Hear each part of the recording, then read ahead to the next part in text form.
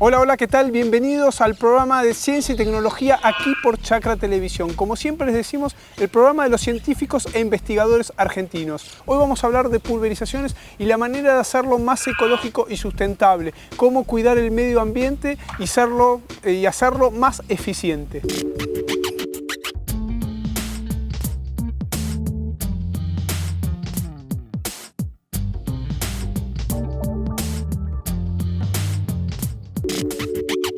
Ya estamos en el Instituto de Ingeniería Rural con Ramiro Cid para hablar un poco de lo que es las pulverizaciones amigables, ecológicas, en el cuidado del medio ambiente. ¿De qué se trata, digamos, y cuándo surge esta idea de empezar a cuidar el medio ambiente y controlar lo que son las pulverizaciones? Cuando surge es un poco difícil decirlo. Nosotros desde acá, desde el INTA, hace ya muchos años que estamos trabajando para que las pulverizaciones se hagan de la manera más amigable y más sana para el medio ambiente y para, bueno, eventualmente para personas que estén en la zona donde se están haciendo las aplicaciones. Lo que sí ha sucedido en los últimos, yo te diría, 5 o 6 años, es una toma de conciencia mucho más fuerte de parte de la sociedad en general, en el sentido de que las aplicaciones de agroquímicos mal hechas podrían ser perjudiciales eventualmente, sobre todo para las personas que viven en ámbitos periurbanos, ¿no?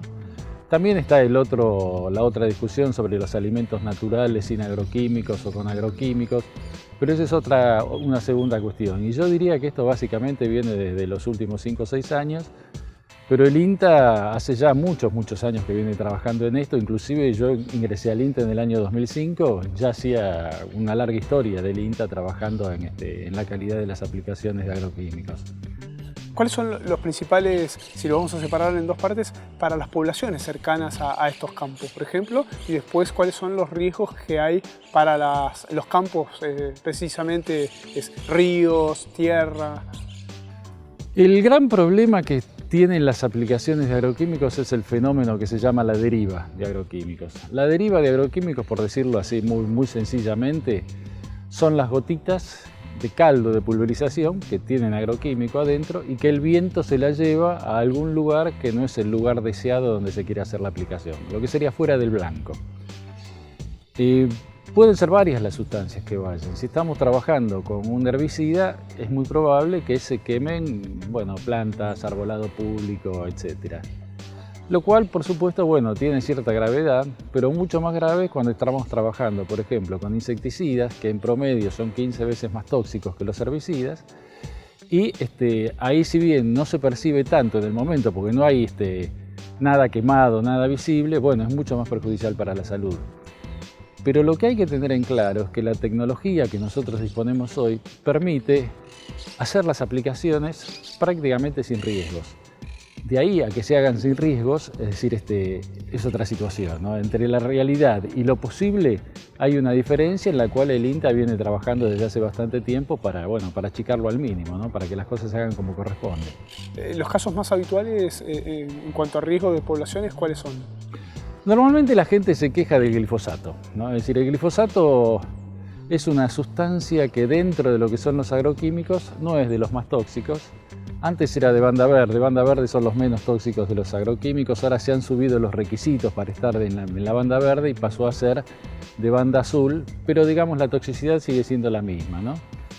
Sin embargo, cerca del 60 o el 70% de las aplicaciones que se hacen en el país son con glifosato, de ahí la gran importancia que se le asigna al glifosato.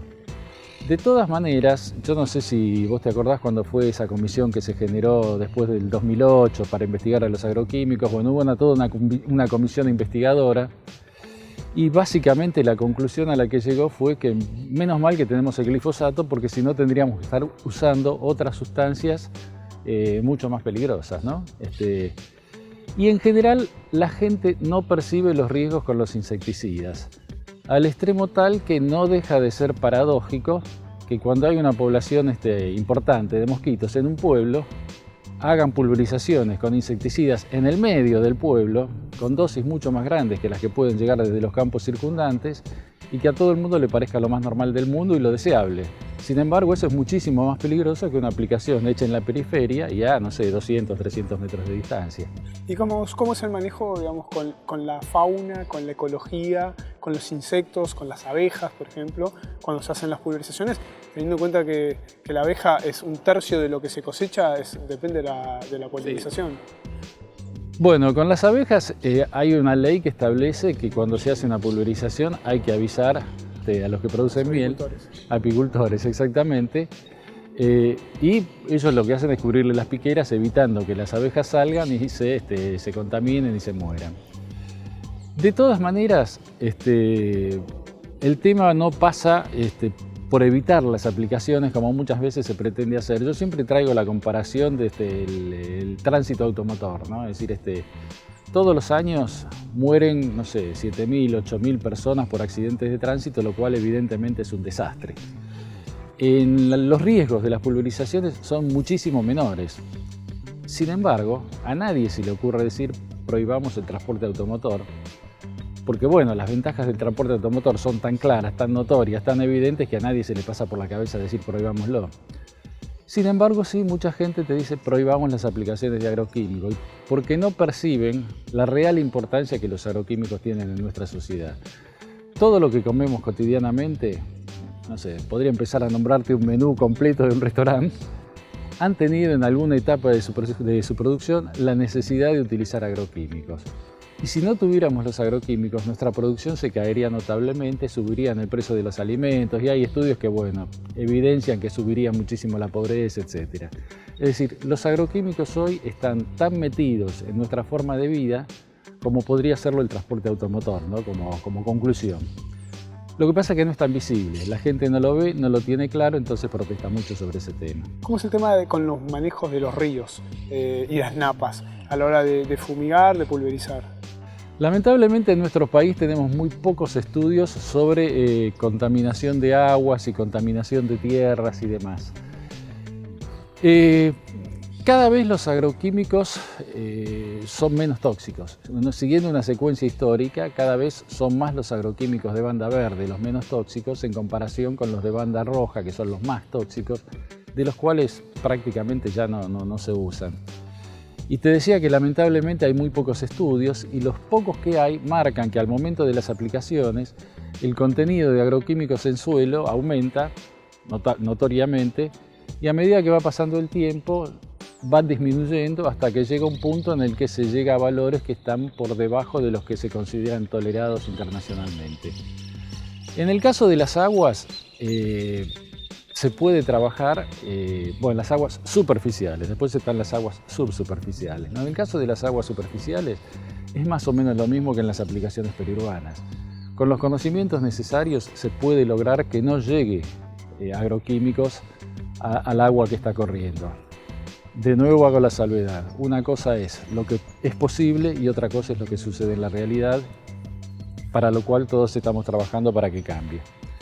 Y en las subsuperficiales también tenemos muy poca medición y sucede básicamente lo mismo que sucede con la tierra. En la medida que va pasando el tiempo, los contenidos de agroquímicos se van bajando, van desapareciendo y han sido muy raros los casos en los cuales se superan las tolerancias internacionales, ¿no? ¿Es más caro hacer las cosas mal que hacerlas bien a la hora de pulverizar? No, más caro, no, a veces hacer las cosas bien puede ser un poco más caro, al revés de lo que vos decías, ¿no? Pero bueno, es una cuestión de responsabilidad social, ¿no? Es decir, ahí hay todo un sistema de buenas prácticas que hay que tener en cuenta y que lamentablemente no tenemos en nuestra legislación nacional. La Ley Nacional de Agroquímicos es del año 1958, así que imagínate cómo han cambiado las cosas del 58 hasta ahora, ¿no? Y se está peleando para que salga una nueva ley nacional, pero bueno, nunca termina de salir. Y lo que se pretende, o lo que pretendemos, todos los que estamos trabajando en esto, inclusive cuando yo digo lo que pretendemos no me refiero solo al INTA, sino también prácticamente a todas las organizaciones del campo, a Presida, CREA, CASAFE, CIAFA, todos buscan que sea una ley que obligue a trabajar responsablemente. Y trabajar responsablemente implica, bueno, que haya un agrónomo que esté controlando las aplicaciones que implican cierto riesgo, que los equipos se encuentren en buen estado, que los aplicadores tengan un conocimiento previo, es decir, que hayan hecho un curso, lo mismo que se hace para sacar la licencia de conducir, y que el tipo sepa cómo tiene que manejar la máquina aplicadora, y básicamente controles que hoy son prácticamente inexistentes, salvo en la provincia de Córdoba, que viene marcando un camino diferente al resto del país, ¿no? Trabajando muy seriamente. Si bien aún no están implementadas al 100% y se empiezan a ver algunos comienzos en cuanto a fumigaciones, por ejemplo con drones y nuevas tecnologías, ¿vos lo ves como una herramienta para hacer más controlable lo que son estas pulverizaciones? El tema de los drones es bastante complicado, por lo menos por ahora en las aplicaciones masivas. Me refiero a aplicaciones extensivas, no a cultivos extensivos, porque los drones que tenemos hoy son de capacidad de carga muy baja. Con lo cual su capacidad de pulverización es muy limitada hoy por hoy. Hoy por hoy están limitados a cosas muy específicas. Un caso que se me viene a la memoria es una maleza, el tupulo, que crece en la caña de azúcar y es como una enredadera y queda en el medio. Vos viste lo que es la caña de azúcar, no podés acceder al centro, y la única forma es con algo que vaya desde arriba y manchoneando los lugares donde están estas malezas. Pero por una cuestión de capacidad de tanque, básicamente están muy limitados en cuanto a la superficie. Y el otro problema que tienen es que cuando vos tenés un tanque muy chiquito y necesitas cubrir una superficie más o menos grande, la única alternativa que te queda es hacer gotas muy finitas como para alcanzar una buena cobertura. Y en la medida que vos haces gotas muy finitas, tus riesgos de deriva, lo que yo te mencionaba, las gotas que se lleva el viento, se incrementan muchísimo y el riesgo de trabajo es mucho mayor. Yo por ahora con el tema de los drones soy bastante cauto, digamos. No lo descarto a futuro porque nunca se sabe, ¿no? Pero por ahora, salvo así aplicaciones muy limitadas, te diría que no va. Bueno, aquí en Intercastelar se trabaja mucho con las derivas y los pulverizadores. ¿Crees que la clave está en ajustar cada vez más eso o crees que a futuro deberían inventarse nuevas tecnologías para poder hacer esas derivaciones menos arriesgadas? Digamos, soñando, digamos. Yo en realidad no sé cómo... yo creo que a la larga... No sé cuántos años, yo creo que a la larga los agroquímicos tal como los conocemos ahora van a desaparecer. A mí me parece que esto está siendo reemplazado por la biotecnología, que están apareciendo especies que son resistentes a determinadas plagas. Es muy probable que el manejo de aplicaciones a campo extensivo se haga de manera robótica y estoy delirando, ojo, cuidado de que me diga que este tipo está... Pero bueno, probablemente con pequeños robots que vayan recorriendo el campo y allí donde detectan una maleza le hagan una aplicación muy puntual, inclusive con microgotas, cantidades muy chiquititas. Algo de eso ya se ha venido trabajando en distintos lugares del mundo y hay algunas experiencias donde hablan de 15, 17 gramos de glifosato por hectárea aplicados con estos sistemas para controlar las malezas. Vos imaginate, hoy estamos hablando de 3 o 4 litros por hectárea, a veces más con malezas resistentes, pero bueno, esto es... ¿Y crees que la clave en realidad va a pasar por un tema de costos y no tanto por una conciencia ecológica? Bueno, yo creo que todo pasa por un tema de costos y cuando uno es decir, hay una serie de tecnologías nuevas que van apareciendo y uno dice, bueno, esto es mucho mejor para el medio en general, para el ambiente, y sin embargo por una cuestión de costos no llegan a implementarse. Es decir, yo creo que hoy por hoy sigue pesando mucho más el tema costos que el tema preservación del medio en la conciencia de aquellos que son responsables de hacer los trabajos. Y cuando te sentás frente a un grupo de productores que van a escucharte, ¿sentís que hay conciencia o creés que van a la charla para, digamos, limpiar su conciencia, digamos, entre comillas? No, en línea general, es decir, Es un poco difícil así hacer una generalización, porque en el medio vos te encontrás de todo. Te encontrás de personas que son absolutamente obsesivas en cuanto a la calidad de su trabajo, que vos decís, Dios mío, este tipo tiene todo bajo control hasta el último detalle, hasta aquel otro que, bueno, que no le importa nada, ¿no? Es decir,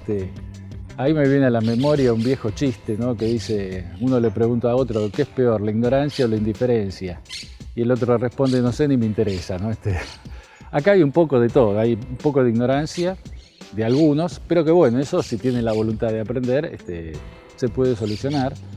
Y está también la indiferencia, el tipo que no tiene responsabilidad social y bueno, por más que sepa no le interesa. Y lo peor de todo es cuando las dos cosas vienen juntas, que a veces también sucede. Bueno, ustedes se ocupan de la ignorancia y el Estado crees que debería ocuparse del no me importa. El Estado debiera controlar que las cosas se hagan bien. Bueno, de alguna manera el INTA es el Estado. Lo que pasa es que nosotros no tenemos el poder de policía como para decir, bueno, suspendemos una aplicación, etc. Pero en eso se va avanzando. Es decir, yo me animo a decir, porque cada vez la presión es mayor, en la provincia de Buenos Aires también se está trabajando en una nueva ley que lamentablemente no termina de salir nunca y este año tampoco va a salir porque es un año electoral y cuando es un año electoral todas las cosas quedan de lado. Pero va a salir probablemente el año que viene o el otro y lo mismo está sucediendo en todas las provincias justamente por la presión social que hay al respecto, lo cual es muy bueno, ¿no? Porque por un lado los aplicadores se quejan de los ecologistas diciendo que bueno, les impiden un trabajo adecuado y demás, que los hostigan y demás, pero también es cierto que de alguna manera es una presión para que las cosas se hagan como corresponden. Cuando nos decías recién que soñabas con estos robots aplicando mínimamente glifosato en cantidades mínimas para poder atacar esa maleza, qué sé yo, ¿es un sueño o crees que hay bases científicas para empezar a soñar con eso? No es es decir, hay bases científicas, hay ensayos ya hechos, es decir, a mí se me vinieron a la cabeza eso, porque hay unos ensayos hechos en Dinamarca sobre el tema, y evidentemente en algún momento va a llegar, es decir, eso va a llegar en algún momento, lo que pasa es que yo no me animo a decir cuántos años, cuánto van a salir esos robotitos, cuánto se van a necesitar en un campo, porque la idea era que trabajen todos de forma autónoma, ¿no? Que vayan recorriendo, ¿viste? Como los limpiadores de piletas más o menos del fondo, o en una cosa así, van recorriendo, donde detectan una maleza le dan. Pero hacer futurología siempre es un poco arriesgado, ¿no? No sé si te acordás una frase que decía, el que apuesta al dólar pierde. A la ecología a la larga vamos a tener que apostar todos, porque la única forma de que las cosas funcionen es preservando el ambiente. De todas formas, yo creo que te lo había dicho ya, no hay hoy por hoy nada que sea más antiecológico, tal como lo entendemos habitualmente, que la agricultura. Es decir, es reemplazar toda la comunidad existente por un único cultivo, con muy poca vida animal que pueda perjudicar ese cultivo y todo lo que lo perjudica se lo combate, lo cual, ya sea agricultura orgánica o agricultura convencional, la agricultura es lo más antiecológico que se pueda existir. Y en las generaciones jóvenes, en las que vienen reemplazando, ¿ves esta conciencia? Sí, cada vez más.